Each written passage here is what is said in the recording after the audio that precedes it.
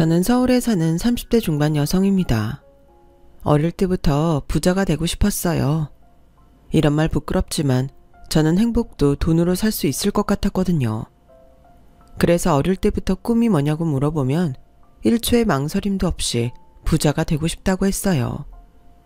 그럼 주변 사람들은 어떻게 부자가 되고 싶냐고 물었는데 저는 범죄만 아니면 무얼 하든 부자가 되고 싶다고 했었네요. 그만큼 저는 직업이나 꿈보다도 돈이 중요했어요. 그렇다 보니 가끔은 어떻게 어린애가 그렇게 돈밖에 모르냐고 저를 안 좋게 보는 사람들도 덜어 있었는데 그건 돈 때문에 힘들어보지 않은 사람들이나 할 수 있는 말이라고 생각했어요. 저는 그만큼 가난해서 힘든 생활을 했어요. 부모님 모두 초등학교도 나오지 못해 일용직 노가다 일과 주방 일을 하셨는데 배우지 못하고 돈이 없으니 저희 부모님은 늘 사람들에게 무시를 당하셨어요. 저는 어린 마음에 그걸 보는 게 제일 싫었고 결국엔 돈만 있었다면 이런 일이 없었을 텐데 하는 일종의 한 같은 게 생기더군요. 그래서 중학교 때부터 저는 알바를 했어요. 기껏 할 수 있는 일이라곤 전단지 붙이는 정도의 일이지만 어떡하든 돈을 벌고 싶다는 마음뿐이었죠. 게다가 저희 엄마는 선천적으로도 몸이 많이 약하셔서 병원도 자주 다녀야 했는데 그놈의 돈 때문에 병원도 제때 갈 수 없어 많이 힘들어 하셨어요. 아빠도 일용직 일을 하다 보니 수입이 일정하지 않았고 일을 못하는 날엔 동네를 돌며 고물이라도 주워 팔려고 하루 종일 발품을 파셔야 했는데 참 희한하게도 그렇게 최선을 다해 돈을 버는데도 수입은 늘 변변치 않았죠. 그래서 저희 네 식구는 전세는 꿈도 꾸지 못하고 월세를 전전하며 살았어요. 그러다 월세에서 전세로 집을 옮기게 된 건 제가 은행에 취직해 꼬박 5년을 부은 적금을 탄 이후였는데요. 동생은 그때 한창 공부를 할 때라 저는 무슨 일이 있어도 동생만큼은 대학에 보내주고 싶었어요. 돈 때문에 대학을 포기해야 하는 사람은 저 하나이길 바랬거든요. 그래서인지 저희 가족은 늘 저에게 미안해했어요. 그렇게 벌어서 저한테 쓰지 못하고 집에 모두 가져다 준다면서요. 그래서 저희 부모님은 하루라도 빨리 좋은 사람을 만나 결혼해 자기들은 있고 남들처럼 제가 사랑받으며 편안하게 살았으면 좋겠다고 하셨는데 저는 제 인생도 너무 중요하지만 점점 나이가 드시는 부모님이 편안한 노후를 보내셨으면 좋겠다고 생각했어요. 역시 그러려면 돈이 필요했죠. 그래서 저는 거의 한 달에 15만 원 남짓의 생활비를 빼면 모두 적금에 털어 넣었어요. 그렇다 보니 옷은 언제 샀는지 촌스럽게 그지 없었고 가방도 그냥 빨아서 쓸 수 있는 에코백을 들곤 했는데 그래서 솔직히 저와 어울려주는 동료는 거의 없었어요. 다혜 선배 빼고요. 효진씨, 점심 먹었어? 점심시간 다 끝나가는데? 저는 그냥 이따 간단하게 초코파이나 먹으려고요. 바쁘기도 하고 점심엔 별로 식욕이 없어서. 자기 또 점심값 아끼려고 그러는 거지? 그러지 말고 나랑 가서 얼른 김밥이라도 먹고 오자. 나도 대출 상담 손님이 이제 가서 점심 못 먹었어. 저는 진짜 괜찮은데. 내가 살게. 김밥이 얼마나 한다고. 자기 그러니까 삐쩍 말라서 유니폼도 태가 안 나잖아. 그러지 말고 나 혼자 먹는 거 싫어서 그러니까 같이 가자. 할 말도 있고. 선배는 그렇게 괜찮다는 저를 끌고 은행 건물 1층에 있는 김밥집으로 저를 데려갔어요. 그리고 김밥과 라면을 시켜서 얼른 먹자고 했는데 눈앞에 음식이 있으니 괜찮다고 말한 게 민망할 정도로 너무 맛있게 먹었어요. 그러자 다혜 선배는 그런 저를 보고 웃으시며 김밥 한 줄을 얼른 더 시키셨는데요. 먹을 수 있을 때 많이 먹어. 남들은 은행 다니면 일찍 끝나고 좋은 줄 알지만 우리처럼 중노동하는 사람들이 어딨냐. 난 하도 돈 냄새 맡으니까 집 해보는 것도 싫더라. 왜요? 저는 좋은데. 저는 은행에 있는 돈이 전부 내 돈이면 좋겠어요. 자기 진짜 돈 좋아하는구나. 그렇게 돈이 많으면 뭐 하고 싶은데? 집도 사고 동생 대학도 보내고 차도 사고 해외여행도 다니고 돈만 있으면 할 게 얼마나 많은데요. 내가 볼 땐 자기 지금 모은 돈으로 지금 말한 거 절반은 할 수 있겠다. 안 돼요. 그럼 돈이 없어지잖아요. 저는 진짜 많이 모아서 야금야금 쓸 거예요. 진짜 못 말려. 그러다 시집은 어떻게 가려고 그래? 결혼하는데 돈 장난 아니게 들어가는데. 그야 꼭 해야 하나 싶긴 해요. 뭐 돈보다 더 좋은 사람이면 모르지만요. 그래도 다행이네. 절대 안 하겠다는 말은 아니니까. 그럼 내가 누구 좀 소개해도 될까? 사람 괜찮고 자기랑 좀 비슷해. 저랑 비슷해요? 그렇다고 자기처럼 1,000원 한 장 쓰면서 벌벌 떠는 건 아니고 허튼 짓 안 하고 돈 귀한 줄 아는 여자가 좋대. 그래서 내가 자기가 딱 생각났지. 에이, 근데 저는 힘들 것 같아요. 동생 대학도 보내야 하고 부모님 지내실 작은 집이라도 장만하는 게 먼저라서요. 그거 다 하면 자기 나이는 몇이니? 그냥 편하게 연애나 해보라고. 분명 남자도 못 만나봤을 거 아냐. 남자 만나기 싫어? 그건 아닌데. 그럼 그냥 만나만 봐. 사람이 어떻게 돈만 모으고 사냐? 연애도 하고 데이트도 하고 그러고 살아야지. 그럼 나 약속 잡는다. 저는 솔직히 선뜻 내키지 않았어요. 그도 그럴 게 저 혼자 쓰는 15만 원도 턱없이 부족한데 거기에 남자까지 만나다니 말도 안 된다고 생각했죠. 하지만 저도 여자라 연애를 하고 싶은 마음은 있었어요. 그래서 일단은 어떤 사람인지 만나만 보자고 생각했는데 만나면 만날수록 사람이 괜찮더라고요. 저는 밑으로 남동생이 있는데 그 사람은 밑으로 여동생이 있었고 홀어머니랑 살아서 자기가 실질적인 가장이라 그 사람 역시 돈이라면 간절한 사람이었어요. 그렇다 보니 서로 가치관이 비슷했고 대화도 잘 통했는데 태어나 이렇게 제 마음을 오해 없이 알아주는 사람이 또 있을까? 할 정도로 저는 그 사람이 좋았어요. 그래서 장작 연애 5년 만에 둘이 돈을 모아 결혼을 하게 됐고 저희는 허례허식 없는 소박한 결혼식으로 부부의 연을 맺었어요. 양가 형편이 서로 비슷하기 어려워서 공평하게 어느 쪽에서도 지원받지 못했지만 하나도 서운하지 않았어요. 몰랐던 것도 아니고 누가 누구에게 서운할 처지가 못 됐으니까요. 그래서 저희 둘은 결혼을 하기 위해 둘이 똑같이 돈을 모았는데 그 돈으로 결혼식도 전셋집도 그리고 혼수 장만도 해결했어요. 물론 전세보증금은 대출을 받아야 했지만 월세가 아닌 전세로 가게 된 것이 둘 다 기뻤네요. 시어머니는 제가 은행에 다니는 게 좋으셨는지 처음 뵀을 때부터 저에게 잘해주셨고 크게 부딪히는 일이 없어 저는 결혼은 잘한 편이라고 자부했어요.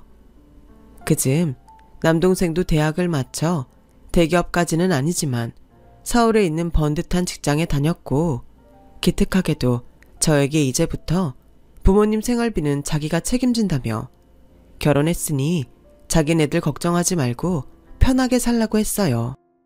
야, 그래도 너 장가 가려면 돈 모아야지. 모으면 되지.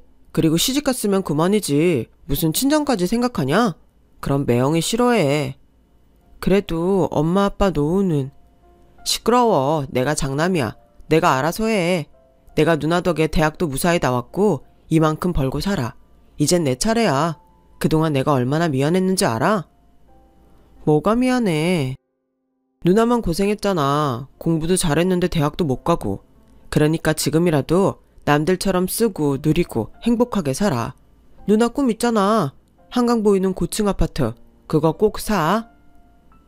저는 동생의 말에 눈물이 났어요. 사실 그 꿈을 갖게 된 건 어른이 되고 난 후였는데 그냥 꿈이라고 생각했거든요. 그걸 이룰 수 있다고는 단 한 번도 생각하지 않았는데 동생이 그렇게 말하니 되든 안 되든 한번 해보고 싶었어요. 하지만 제가 가진 건 고작 비상금 3천만 원이었고 못해도 30억은 넘을 텐데 언감생심 그야말로 꿈같은 얘기였죠. 그런데 자기야, 자기 혹시 주식 같은 거 좀 하니? 주식이요? 아니요. 저는 그렇게 모험 같은 거 안 해요. 저는 그냥 안전한 적금? 야, 적금 부어서 언제 목돈 만드냐? 사실 나도 주식은 좀 불안한 것 같아서 할 엄두도 안 냈는데 이거 봐봐. 내가 자기라서 특별히 보여준다. 선배는 저에게 핸드폰을 열어 자신의 주식 계좌를 보여줬어요. 하지만 주식의 주자도 모르는 저는 봐도 아무것도 알 수 없었고 선배는 답답하다는 듯 이렇게 말했어요. 여기 금액 있잖아. 나 이거 1,000만 원 넣는데 1억 됐다? 네? 그렇게나요? 와, 저 이런 거 처음 봐요. 내 말이 내 친구가 주식해서 대박 났거든. 그래서 내가 걔 따라다니면서 공부 좀 했지. 근데 주식이란 게 잘 알면 모험이 절대 아니야. 와, 선배 좋으시겠다. 좋지. 여긴 앞으로 더 오를 거야.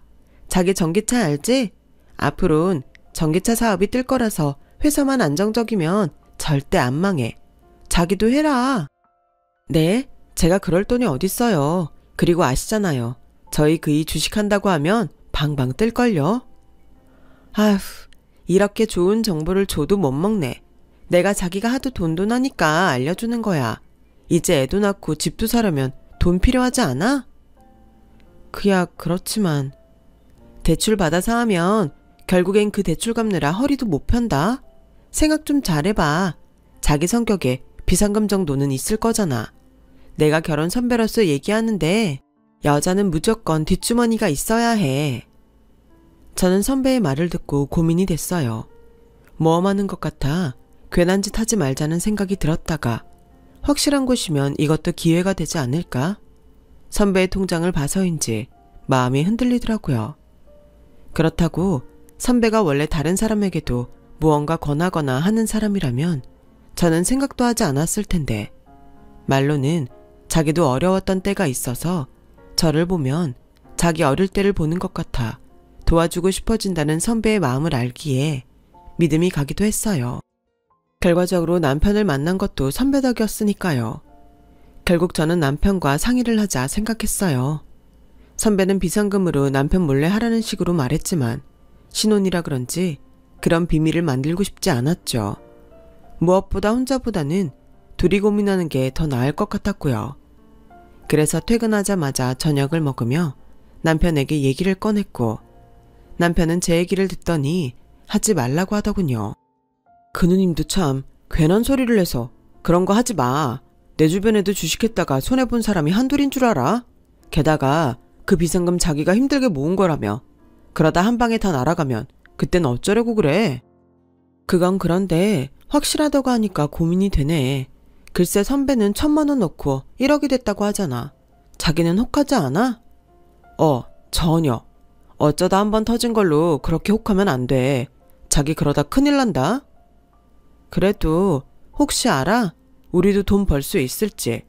만약에 목돈 되면 우리 이 집 얻을 때 받은 전세보증금 대출 다 갚을 수 있잖아. 됐네요. 가만 보니 자기 그거 엄청 하고 싶구나. 그럼 나는 모르겠다. 당신 돈이니까 당신이 알아서 해. 어차피 자기랑 내가 모은 돈은 안 건드릴 거잖아. 그야 그렇지. 그건 공금이잖아. 그럼 한번 해봐. 한 100만 원 정도 까먹는다고 생각하고 그래야 후회라도 없지. 남편은 주식 투자는 무조건 손해를 본다는 듯 그렇게 말했어요. 그리고 남편과 상의하면 답이 나올 거라고 생각했는데 남편과 이야기를 하다 보니 저는 점점 주식을 한번 해보고 싶다는 생각이 강해졌죠. 그래서 다음날 선배에게 말해 주식 계좌를 만들었고 선배가 말한 곳에 난생 처음 주식 투자를 했어요. 손이 어찌나 벌벌 떨리는지 이것도 아무나 하는 게 아니구나 싶더라고요. 그리고 선배의 조언에 따라 올랐는지 떨어졌는지 매일매일 확인하지 않으려고 노력했고 딱 한 달이 됐을 때 조마조마한 마음으로 주식을 확인했는데요. 글쎄 제가 산 주식이 올라서 100만 원이 1,000만 원이 좀 못되게 올라 있었어요.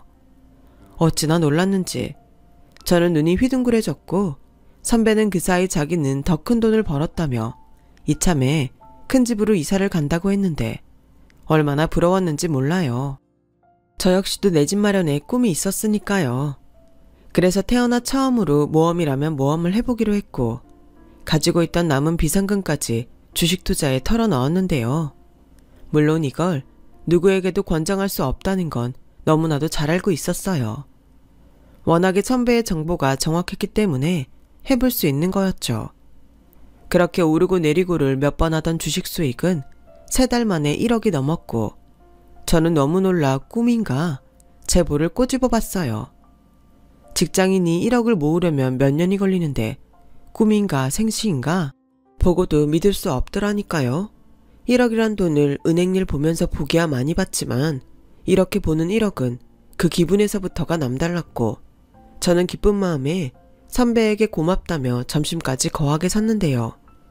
그날 저녁 남편에게 이 사실을 알려주자 남편 역시 믿을 수 없다며 제 핸드폰을 보고 또 보고 몇 번씩 보면서 눈을 감았다 떴다를 반복했어요. 자기야, 이게 정말이야? 1억? 세상에. 그렇다니까.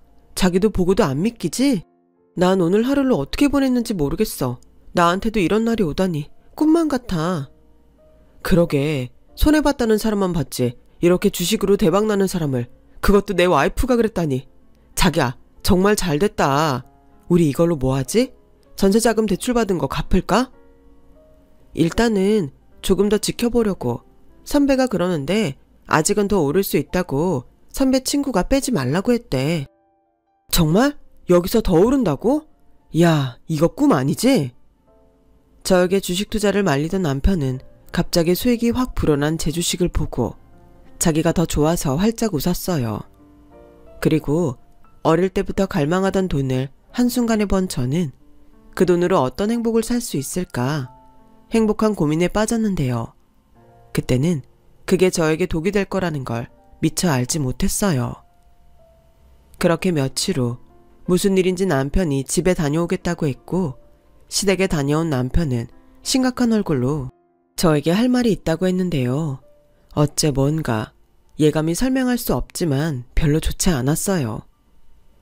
저기 명주가 결혼할 사람이 있다고 하네. 정말? 아가씨 아직 결혼 생각하기엔 좀 어리지 않나? 그래도 뭐 좋은 사람 만나면 일찍 할 수 있는 거니까. 그래서 오늘 어머님 뵙고 온 거야? 그런 일이면 나도 부르시지. 그게 분위기가 별로 안 좋아서. 왜? 무슨 일 있어? 그게 그 매제될 사람이 치과 의사라고 하는데. 뭐? 와, 우리 아가씨 능력 있네? 근데 그쪽 집에서 좀 과하게 뭘 원하는가 봐. 아직 상견례도 하지 않았는데 명주한테 혼수 얘기를 벌써 하나 보더라고. 거기에 예단은 그냥 돈으로 달라고 했대. 1억. 뭐? 1억? 1억이 누구 이름도 아니고 그렇게 받으면 절반은 돌려주고? 아니, 그냥 시집 오는 조건으로 1억 현찰로 달라고 했다나 봐. 세상에, 그 집도 진짜 너무한다. 아무리 아들이 치과 의사라도 그렇지 아가씨 걱정이 많겠네. 아직 돈도 얼마 못 모았을 텐데. 그러니까. 근데 내 동생은 그 남자 아니면 절대 안 된다고 울고불고. 그래서 하는 말인데 우리가 좀 도와주면 안 될까? 우리가? 얼마나? 우리도 그럴 여유는 없잖아. 그렇다고 대출받아 도와주는 건 좀 아닌 것 같고. 자기야, 우리가 왜 대출을 받아? 자기 주식 수익 난 돈 있잖아. 우리 그 주식 팔아서 그걸로 도와주자. 뭐라고? 아니, 왜 아가씨 시집가는데 그 돈을 써야 해? 그럼 어떡해. 당장 그런 큰 돈이 어딨어? 설마 자기 돈이라고 내 동생한테 주는 거 아까워? 자기는 어떻게 생각할지 모르지만 내 입장에선 좀 그렇지. 내가 이 돈 모은다고 얼마나 고생했는데.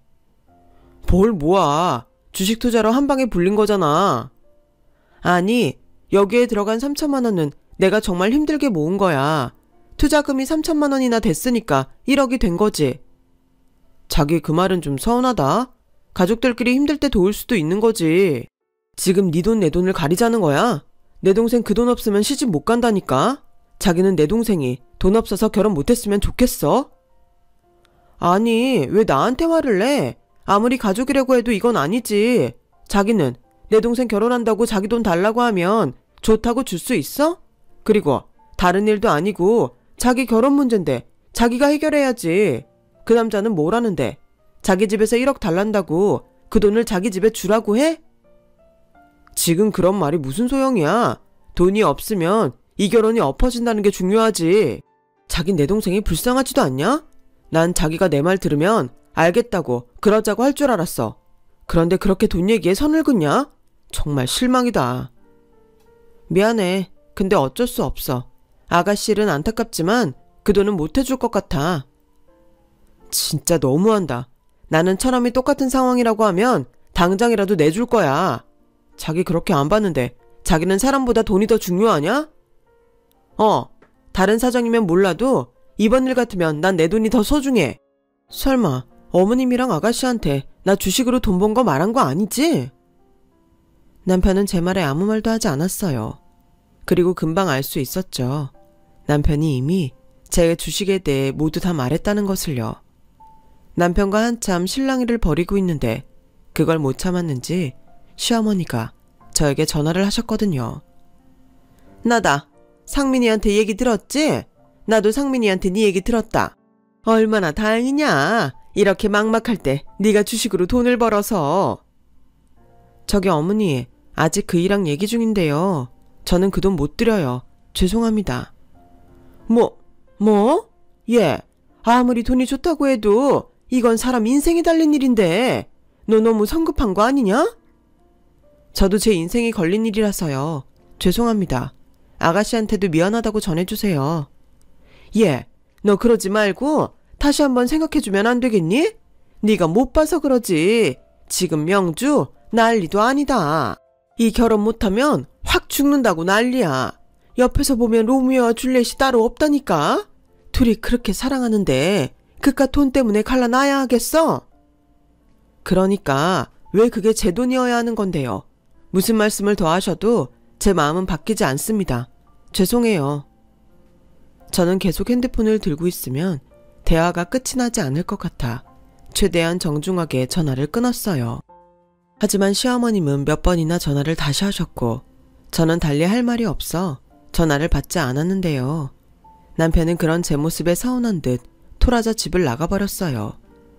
보나마나 시댁으로 간 듯 보였고 일주일이 지나도록 남편은 집에 돌아오지 않더라고요.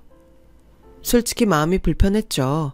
하지만 그렇다고 시누이 결혼 자금으로 피 같은 돈을 내어줄 수는 없었어요. 솔직히 시누이에게는 좀 불만이 있었거든요.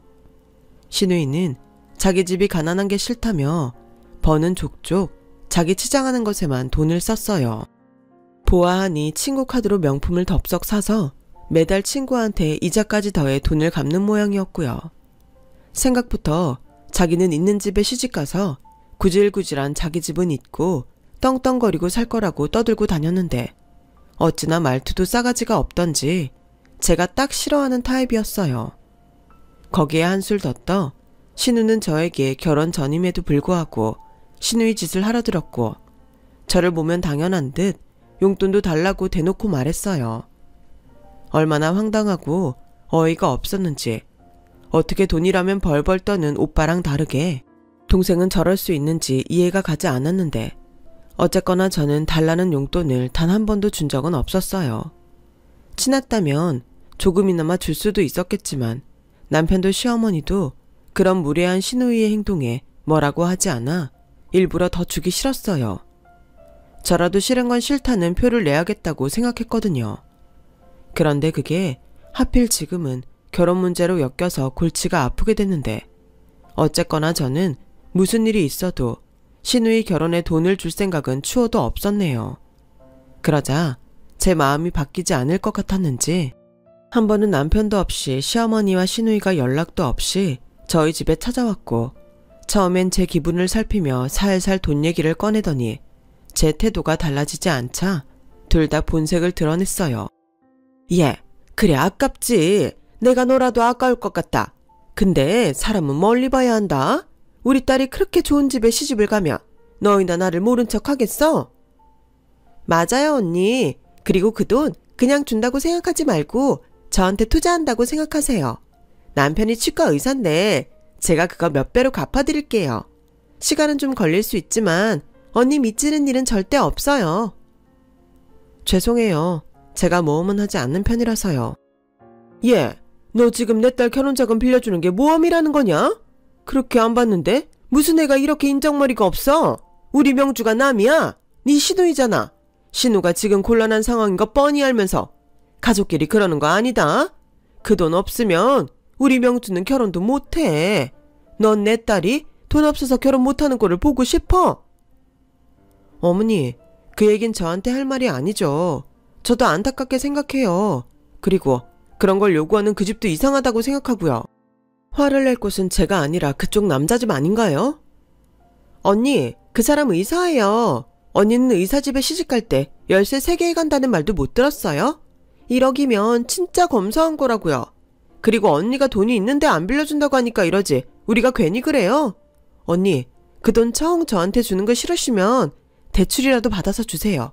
언니 직원이니까 뭐 조건 좋게 빌릴 수 있잖아요. 은행이 뭐 백화점이에요? 직원 할인밖에? 저희도 똑같아요. 그리고 막말로 아가씨가 이자랑 원금 내실 거예요? 설사 그러신다고 해도 저는 그렇게 못해요. 제가 아가씨 씀씀이를 몰라요? 어머, 얘 말하는 것 좀 봐. 야, 너 아무리 돈 좀 있어도 그렇지. 내가 너 시집 올 때 바란 것도 없고 좋게 봐준 거 잊었니? 어디서 감히 내 딸한테 그런 말을 해? 너 시집살이 하고 싶어서 환장했어? 어머니야말로 그렇게 말씀하시면 제가 그 일랑 어떻게 살아요? 그리고 그 돈은 생각하는 게 있어서 그래요. 저희도 언제까지 남의 집에서 살 수는 없잖아요. 집도 사고 제 동생 결혼하면 결혼 자금도 보태려고 다 생각하고 있는 건데. 어머, 웃겨? 언니 진짜 말 이상하게 한다. 자기 동생 결혼 자금은 해주고 제 결혼 자금은 못 해주겠다고요? 언니, 우리 집에 시집 온 사람이에요. 그럼 누굴 챙겨야 할까요? 막말로 그 돈도 언니가 다 모은 거 아니고 절반 넘게 공짜로 생긴 거잖아요. 나 정말 그 사람 없으면 안 된단 말이에요. 아가씨야말로 정 그러면 아가씨 이름으로 대출 받으세요. 왜 저한테 그러세요? 그리고 이 종잣돈은 제가 지난 5년 동안 입고 싶은 거 못 입고 먹고 싶은 거 참아가면서 겨우 모은 돈이었어요. 아가씨는 한 달에 15만 원으로 살 수 있어요? 저는 그렇게 살면서 모은 거라고요. 시끄러워. 너는 너고 내 딸은 내 딸이야. 잔말 말고 내 아들이랑 계속 살고 싶으면 그 돈 내놔. 당장. 엄마, 진정해. 그리고 언니, 하나만 알고 둘은 모르나 본데 언니는 그 믿는 돈이 언제까지 오를 것 같아요? 주식이라는 게 한 방에 벌 수도 있지만 한 방에 잃을 수도 있는 거예요. 언니는 분명 심보가 고약하니까 그 돈 다 잃고 후회하는 날 오겠네요. 네, 후회해도 아가씨한테는 못 져요. 그러니까 이만 돌아가세요. 저는 돈을 내놓으라는 시어머니의 말에 이성을 잃고 말았어요. 강도도 아니고 아무리 사람이 돈이 궁하고 궁지에 몰렸어도 하지 말아야 하는 말이 있잖아요. 하지만 시어머니는 어떡하든 저에게 1억을 뺏겠다는 듯 무섭게 저를 다그치셨고 옆에서 시누이는 제가 벌을 받은 거라고 저주하는데 그걸 그냥 듣고만 있을 수는 없었어요. 그래서 이만 돌아가라고 두 사람을 억지로 떠밀었는데 그러자 자기들은 돈 주기 전까지는 절대 안 나간다고 버티는데 정말 이게 무슨 경우 없는 일인가 싶었어요. 그리고 그때 남편이 오랜만에 집에 왔고 이 모습을 보고서는 어이없게 저에게 무슨 짓이냐며 자기 식구들을 감싸는데 편 없는 사람 서럽다고 눈물이 날 것 같더라고요. 야, 정말 치사하다. 사람이 돈 있으니까 이렇게 달라지냐? 왜? 돈 좀 생기니까 나나 우리 식구가 우스워 보여? 그래, 내 말이 바로 그 말이다. 시댁에서 달라고 하면 그냥 네 하고 내놓을 것이지 무슨 군말이 그렇게 많아. 지 동생 결혼 자금에 보탠다고? 누구 맘대로. 넌 이제 우리 집 식구야. 결혼하면 넌 니네 친정은 없다고 생각하고 살아야 하는 거라고. 돈도 없는 구질구질한 집구석 뭘 시집까지 와서 챙긴다고 유별인지. 잔말 말고 너 그거 처분해서 내 딸 줘라. 나 분명히 말했다. 시어머니는 그렇게 말하고 씩씩거리면서 시누이와 저희 집을 나갔어요. 그러자 남편은 저처럼 돈에 환장한 여자와는 한 집에서 못 산다고 자기 짐을 싸더니 자기 식구들을 따라 나갔는데 그때는 오히려 남편이 나간 게 고마웠어요. 저도 사실 남편에게 이번 일로 실망이 이만저만이 아니었거든요. 계속 같이 있으면 싸움만 커질 게 분명했는데 저렇게 알아서 나가주니 너무 고맙더라고요. 하지만 여전히 제 속은 부글거렸고 그저 제 돈에 침 흘리며 달려드는 남편과 남편 식구들이 기생충처럼 느껴져 화가 났어요.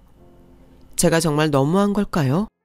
만약 시어머님이 돈이 필요하신 상황이거나 어디 아프셔서 병원비가 필요한 거라고 하면 저는 아쉬워도 돈을 드렸을 거예요. 하지만 다른 일도 아닌 시누이 시집 가는데 제가 왜 돈을 내놓아야 하는지 그들의 논리가 저를 자꾸만 화나게 했어요. 그래서 한 번은 점심을 먹으며 선배에게 고민을 털어놨어요. 선배는 그러자 제게 왜 뒷주머니 차고 있으라니까 남편에게 말했냐고 제 잘못도 있는 거라고 말했고 이미 지나가 버린 일 탓할 수는 없으니 그저 골머리를 앓을 수밖에 없었어요. 그러는 사이 주식도 조금씩 계속 떨어지기 시작했어요. 저는 떨어지는 주식을 보며 이 돈을 빼야 할지 계속 넣고 있어야 할지 몰라 마음만 조급해졌는데 돈을 벌어 무척이나 행복했지만 그 대가는 과히 작지는 않았죠. 세상에 공짜는 없다고 하더니 정말 그 말이 맞는 말이었어요.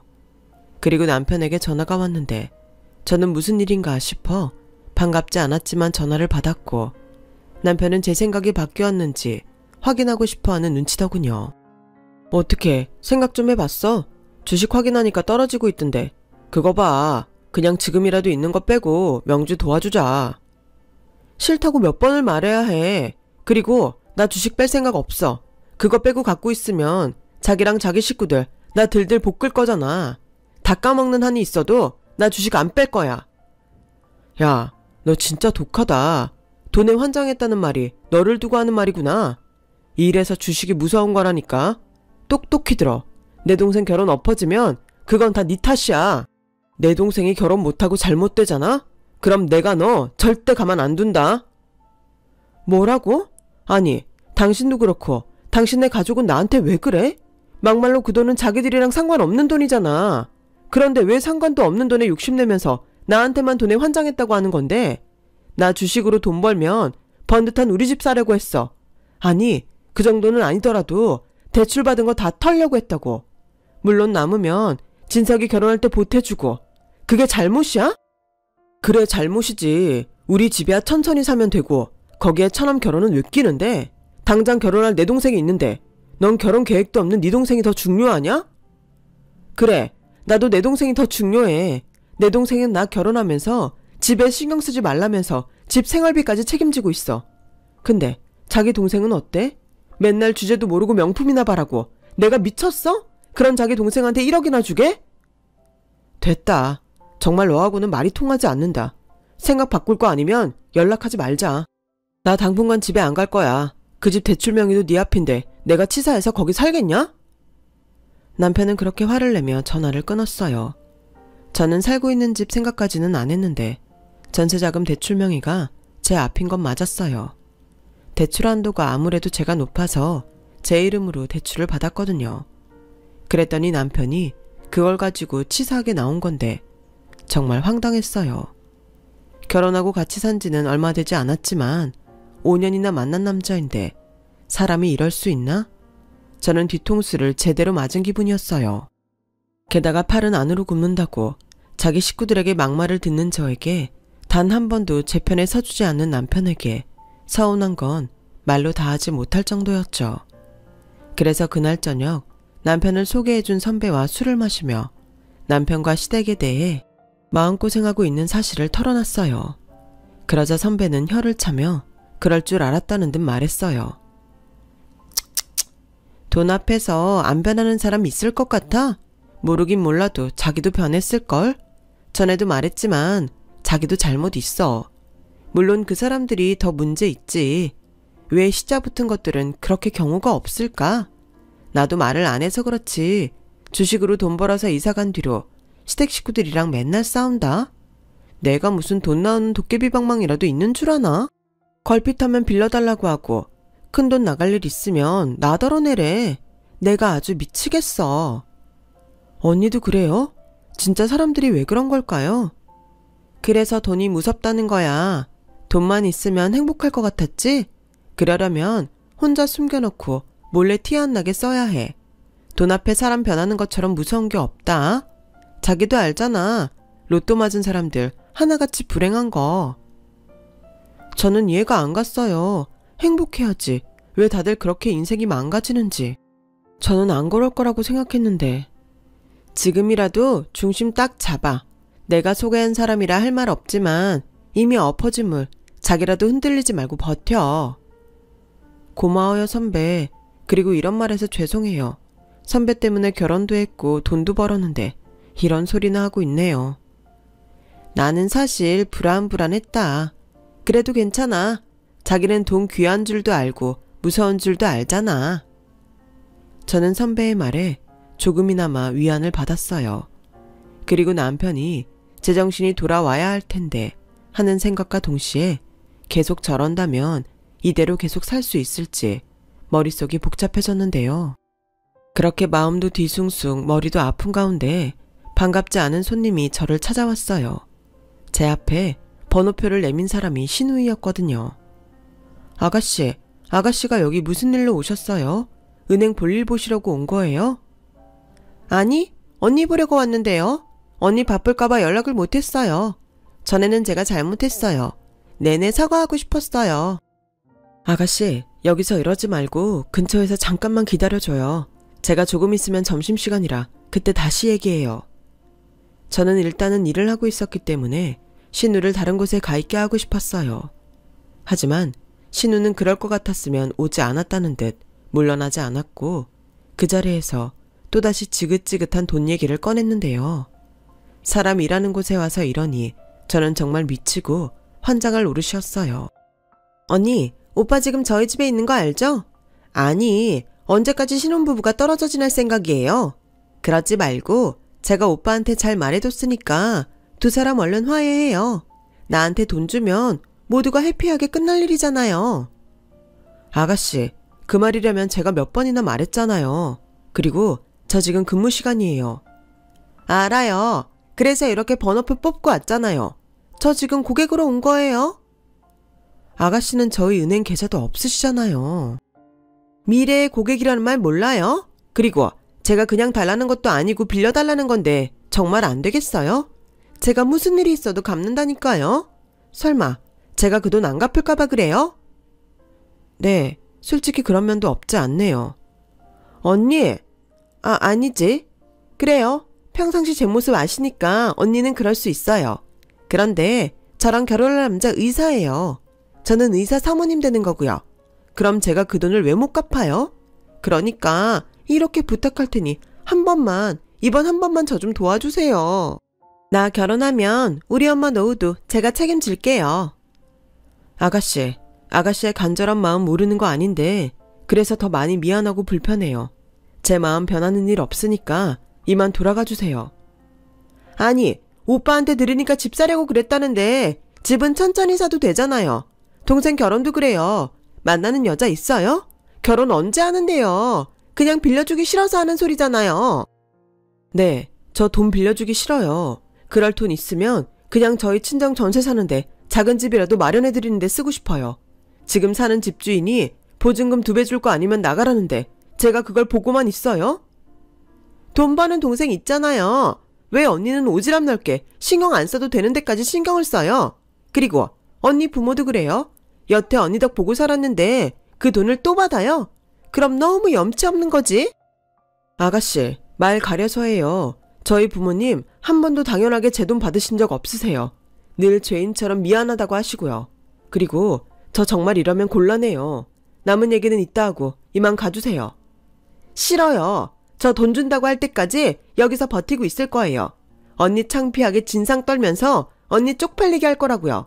그러니까 개망신 당하고 싶지 않으면 돈 준다고 약속해요, 빨리. 정 그렇게 나오면 저는 신고할 수밖에 없어요. 여기 은행인 거 아시죠? 정말? 아니 무슨 사람이 이렇게 즐겨요?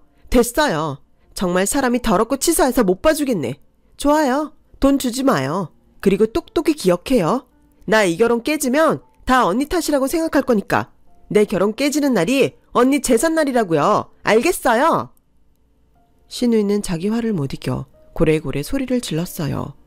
그러자 제가 신고하기도 전에 은행에 있는 청원경찰서에 붙들려 쫓겨났고 저는 신우가 원하는 대로 은행에서 망신살이 뻗치고 말았죠. 정말 창피해서 쥐구멍이라도 있으면 숨고 싶더라고요. 저는 결국 심할서까지 써야 했어요. 제가 왜 신우이 때문에 이런 일까지 당해야 하나. 남편과 결혼한 게 후회됐어요. 결혼 잘했다고 생각한 게 채 1년이 되지 않았는데 사람 마음이 이렇게 바뀔 수 있다니. 선배 말처럼 저도 예전에 제가 아닌 듯 뭐가 맞고 틀린지 헷갈리기 시작했어요. 그러자 신우가 난동 부린 걸 다 본 선배는 저에게 조용히 다가와 이렇게 말했는데요. 자기야, 내가 할 소리는 아닌 것 같은데 자기 그냥 아니다 싶으면 갈라서라. 자기 신우 보니까 내가 진짜 낯이 뜨겁더라. 미안해. 저런 집구석인 줄도 모르고 내가 사람을 잘못 소개했네. 아니에요, 선배. 선택은 제가 했죠. 저 연애도 길게 했잖아요. 판단은 제가 한 거예요. 그러니 선배는 그런 생각 안 하셔도 돼요. 말은 고맙지만 어떻게 그러니? 나도 책임이 있지. 난 그냥 자기가 좀 남들처럼 잘 살았으면 했어. 알아요. 그래서 저 한 번도 선배 원망한 적 없어요. 아마 이혼해도 선배 원망은 하지 않을 거예요. 정말? 염치 없지만 고맙다. 기분 풀어. 심할서 그깟 거 대충 써서 내면 되고 오늘 자기 신우 남동 부린 거 자기 이혼할 때 유리할 거야. 내 친구 중에 변호사 남편 있는 애 있거든. 소개해 줄게. 내가 이제 남자는 소개 안 해도 이런 소개는 얼마든지 하지. 선배는 미안한 듯 원래 잘하지 않는 너스레까지 떨며 저에게 말했어요.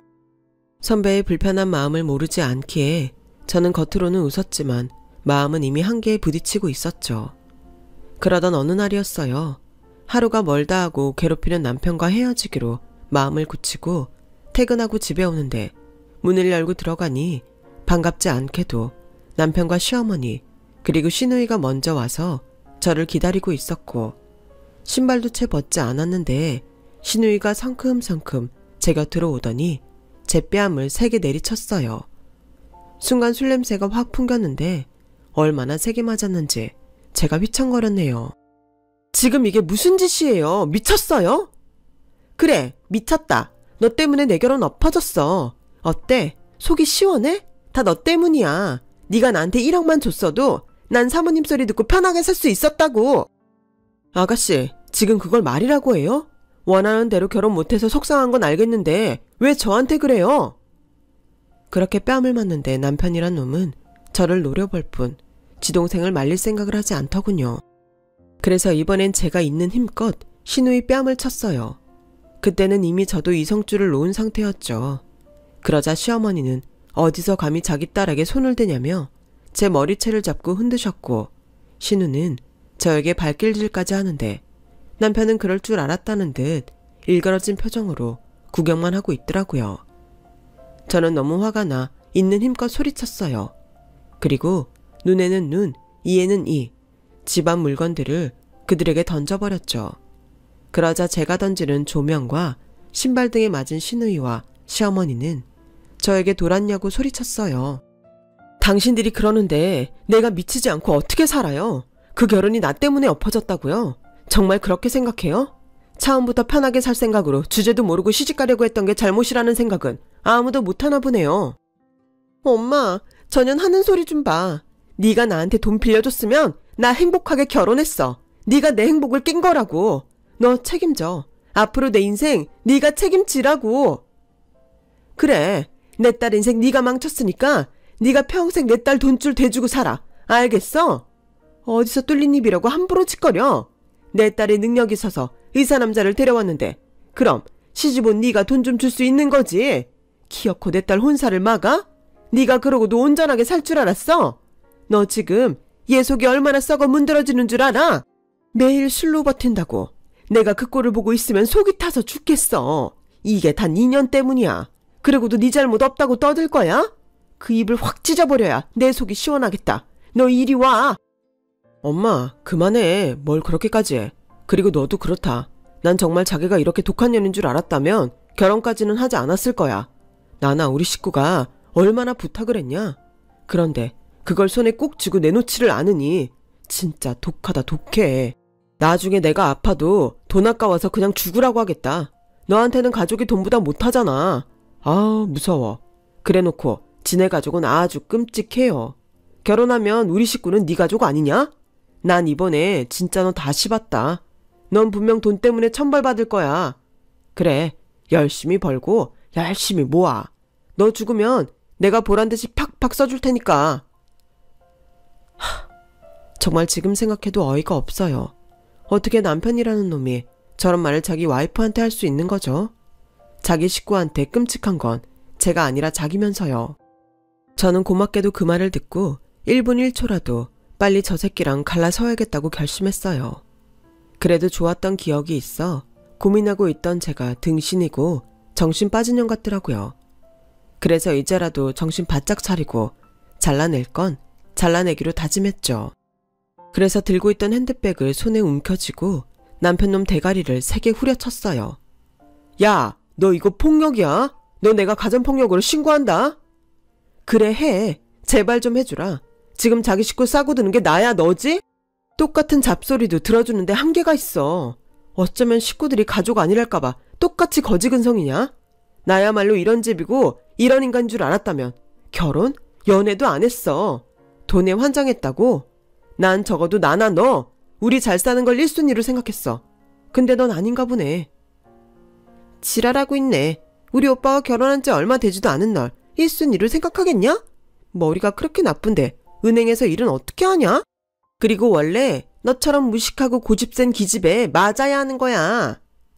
신우는 그렇게 또다시 손을 번쩍 들고 제 앞으로 달려들었어요. 하지만 제가 이젠 맞을 이유가 없기에 그 손을 간단히 잡아챘고 술을 얼마나 먹은 건지 휘청휘청한 게 조금만 힘을 줘도 픽 하고 쓰러지는데 정말 어이가 없어서 헛웃음이 나왔어요. 그리고 저도 마침내 속에 담고 있던 말을 정성껏 해줬네요.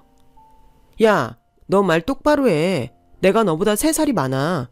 어디서 반말 찍찍이야? 이게 아가씨라고 대우해주니까 지가 정말 애기신 줄 아네. 야, 내가 진짜를 한번 말해볼까? 너 그 남자 사랑하지 않았어. 그 남자도 너 사랑하지 않았어. 둘이 그렇게 좋아 죽는데 그깟 돈 때문에 깨진다고? 야, 로미오와 줄리엣 지나가는 개가 웃겠다. 그렇게 좋아 죽겠으면 대출이라도 받아 사면 됐잖아. 왜 나한테 지랄인데? 쟤는 조금도 손해보고 싶지 않다는 거지. 그 남자도 딱 너 같은 거야. 그렇게까지 네가 욕심나진 않았던 거지. 그런데 이걸 내 탓이라고? 그렇게 자기 최면 걸면 네 한심한 현실이 좀 나아져? 야! 내 말 아직 안 끝났어. 너 계속 이렇게 살잖아?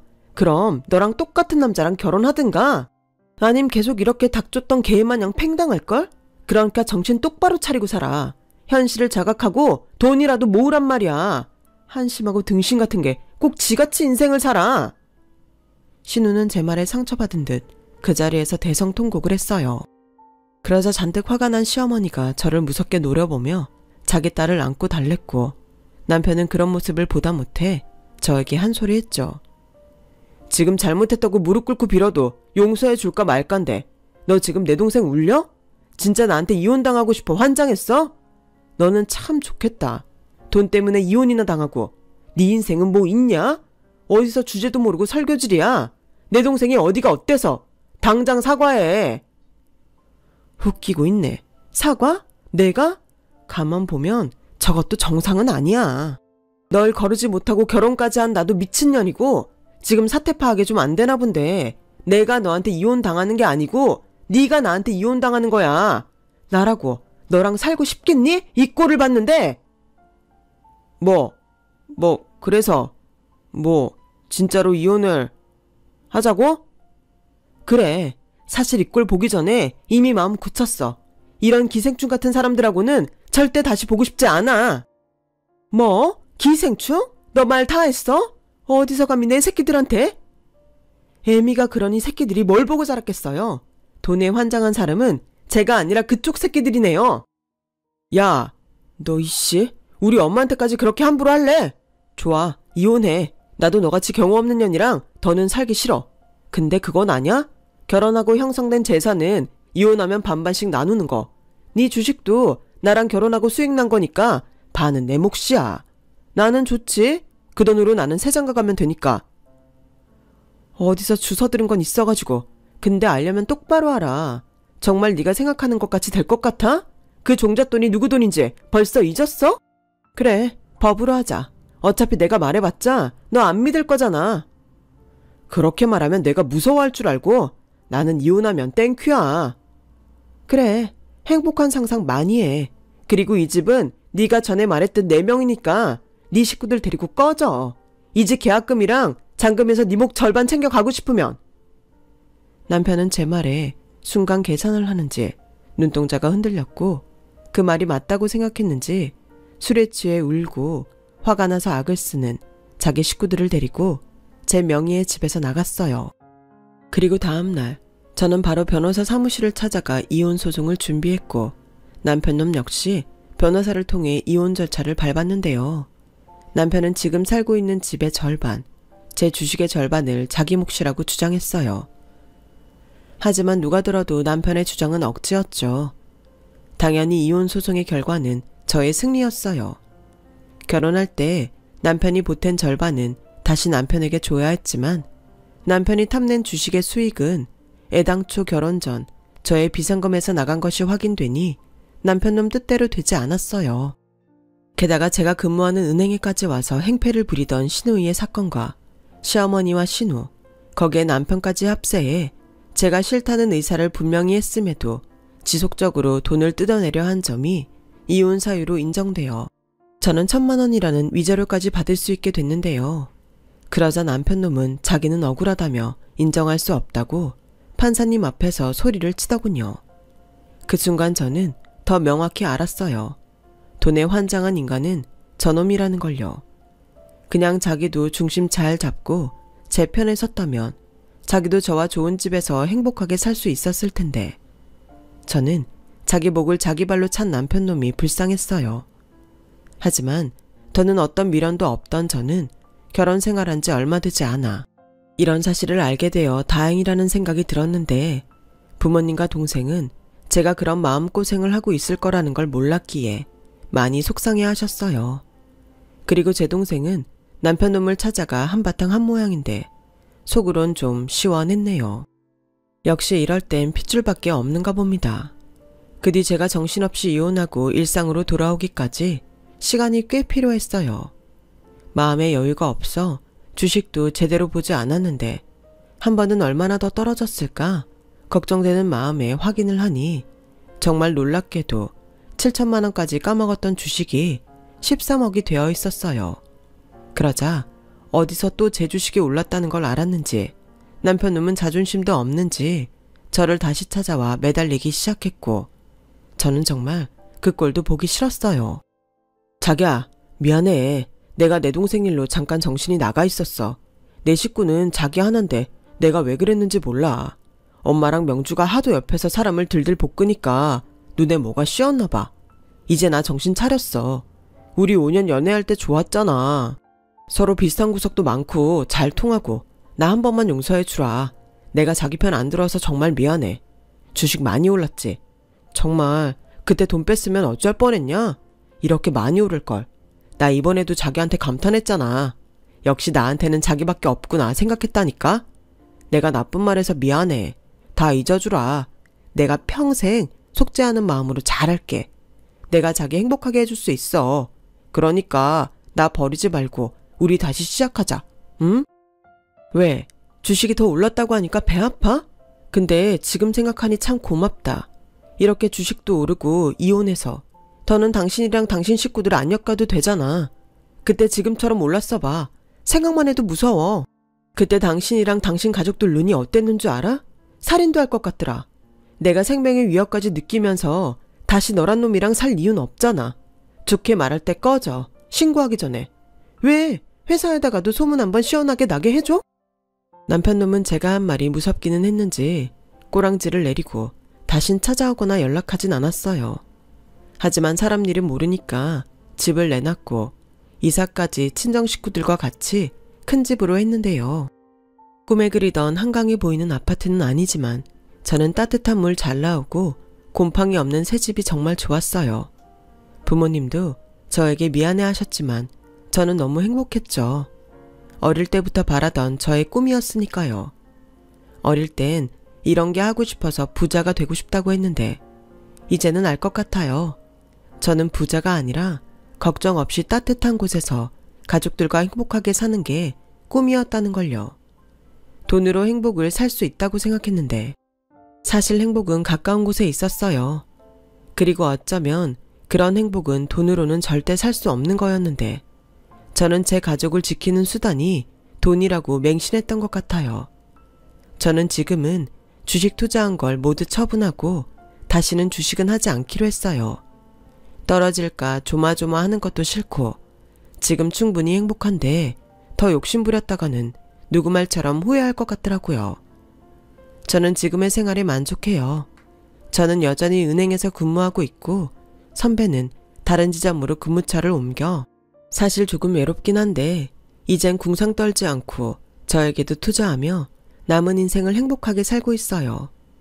외국어 공부도 하고 해외여행도 다니고 생전 처음으로 필라테스도 끊었는데 가장 좋은 투자는 바로 나 자신에게 하는 거라는 걸 실감하는 요즘입니다.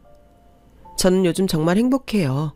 이 행복이 오래도록 지켜질 수 있도록 저는 최선을 다하고 살아가고 싶습니다.